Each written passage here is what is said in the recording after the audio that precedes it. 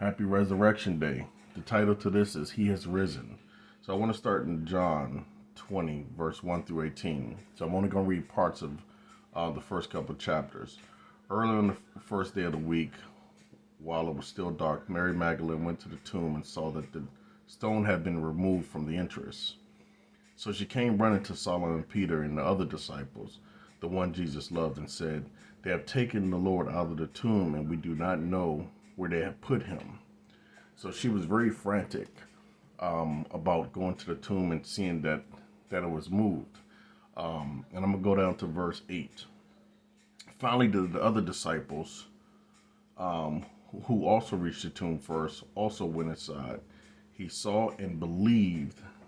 Verse 9 says they still did not understand from scriptures that Jesus had risen from the dead, had rise from the dead. And then the disciples went back to where they were staying. So, they still didn't believe.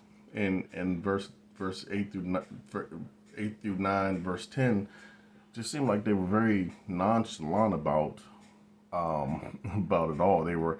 I guess they still were in shock. We don't know how someone will react when they're in that situation, but they seem pretty nonchalant about it.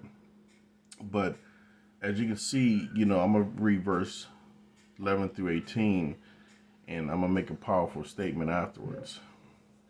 Now Mary stood outside the tomb crying. As she wept, she bent over to look into the tomb and saw two angels in white seated where Jesus' body had been, one at the head and the other one at the foot. They asked her, "Woman, why are you crying?" "They have taken my Lord away," she said, "and I don't know where they have put him." At this time she turned around and saw Jesus standing there, but she did not realize it was Jesus. He asked her, "Woman, why are you crying? Who are you looking for?" Thinking he was a gardener, she said, "Sir, if you have carried him away, tell me where you have put him, and I will go get him." Jesus said to her, "Mary." She turned towards him and cried out Aramaic, "Rabbah," which means teacher. Verse 17 said, Jesus said, "Do not hold on to me, for I have not yet ascended to the Father. Go instead to tell my brothers and tell them that I'm ascending to my Father and your Father, to my God and your God." Mary Magdalene went to the disciples with the news, "I have seen the Lord." And she told them that he had said these things to her.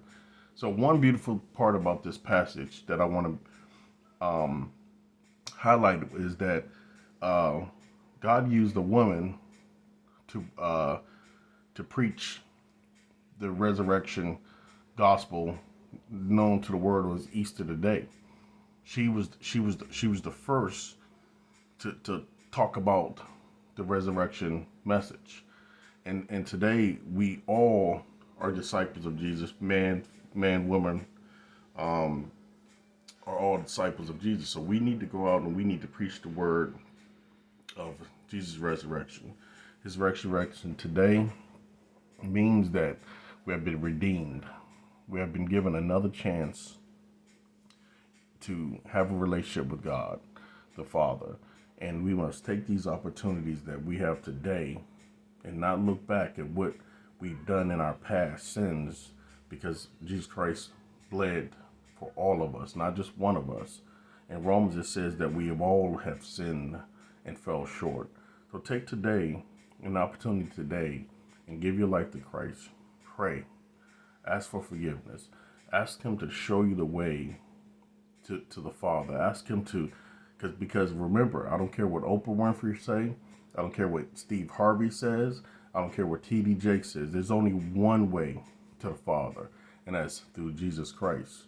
So take an opportunity today to pray, to ask for a relationship, build a relationship, not a religion, build a relationship with Jesus Christ, and so that you too can avoid the stings of death. Satan thinks that death is everything, but on the cross, when Jesus Christ died on the cross and resurrected, proved that death has nothing on Christians. Death means nothing to us. No matter how you die as a believer in Jesus Christ, it has no bearing on our eternal life because we live through Jesus Christ. Have a wonderful rest of your resurrection, Easter celebration. Praise the Lord.